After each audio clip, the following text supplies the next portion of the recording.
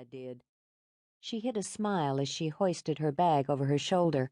You know, Travis, there are two schools of thought as to the best path to partnership. Shameless sucking up and shameless self-promotion, and a broad grin split his face. And I subscribe to both. She couldn't help laughing. No one wore his ambition more appealingly than Travis Hunt. They reached the terminal and followed the signs to long-term parking, and a solid wall of heat hit them as they came through the revolving doors. August in Philadelphia was always stifling, but this heat wave come drought was so severe it made the news in Los Angeles. 45 days without rain, 40 days with highs above 90. Dana was wearing a form-fitting sheath of ivory silk, a welcome change after a month of dark suits, but she could feel the fabric wilt the moment it hit the air. Travis paused when their paths diverged in the garage. I was thinking, Austin'll want some kind of blurb on the verdict to put in the next newsletter. How about I draft something up? Clifford Austin was the chairman of their firm and a premier practitioner of law as business. Under his regime, victories mattered less than profits, and not at all unless they could be quickly translated into grist for the firm's marketing mill. Would you please go home? She took him by the shoulders and turned him on his way. You can't marry Miss Texas and drag her north and not go straight home after 4 weeks away. Sheepishly, he peeled off for his level. Dana found her car and drove to the gate to pay the ransom to free it. One of these days, though, she thought as she dug out her money, she'd let it take its chances. The Mercedes was a constant source of embarrassment to her, especially in the view of people like the acne-troubled boy who ran covetous eyes over it as he took her money for minimum wage.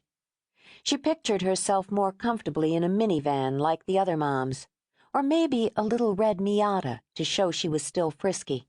Anything but this rolling paean to self-importance. But it had the best sound insulation of any car in its class, and as soon as she cleared the concrete ceiling, she put it to good use by dialing up her home number on the speakerphone. Kirsty won the race to pick up first, but Dana waited for the inevitable second click of the extension before she called out, "Morning, girls. Guess where I am?" "Philadelphia!" her daughters cheered. "Yes, and I wanted to say hello before you leave on your field trip. When's the van coming?" "In 5 minutes," Trina said. "Do you have your lunch bags and water bottles and plenty of sunscreen?" "Uh-huh. Mom, will you be here when we get home?" "Absolutely positively. Did Daddy give you some spending money?" There was a second's hesitation before Kirsty said, "Well, it doesn't matter. We don't really need any." "He's not there?" "He's sleeping," Trina piped up. "and we shouldn't wake him 'cause who knows how late he got home last night."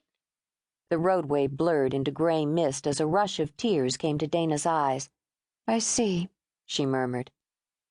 "We don't need any money," Kirsty insisted. At 12 she could sense trouble, but looked no further than the absence of ready cash as its cause, though money had never been the problem, at least not the lack of it. "Tiptoe in and look in my jewelry box. There should be some cash there. Take what you need, okay?"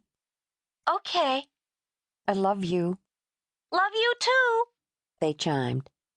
Dana boosted her voice to a cheerful timbre. "And have a wonderful time." Tears spilled over her cheeks as she disconnected. All summer Whit had spent his days sleeping in and his nights going out. This was the summer he said he would finish his book, but there was no sign he'd made any progress. She didn't know what was going on, and worse, she didn't have the courage to find out. Warrior or not, there were some battles she couldn't fight. Their marriage had turned into an uneasy Cold War truce. Her only options were to turn a blind eye to the treaty violations or go to full-scale thermonuclear war. "No," she thought fiercely, and swiped the tears away with the back of her fist. "Don't think about Whit." The traffic helicopters shadowed her as she followed the expressway past 30th Street Station and west toward Valley Forge. 15 years ago, she could have driven out of the city during morning rush hour and had the road to herself, but today there was as much outbound commuter traffic as inbound. Philadelphia once had a thriving manufacturing base, but these days only bankers and lawyers worked in the city, and even the bankers' numbers were dwindling.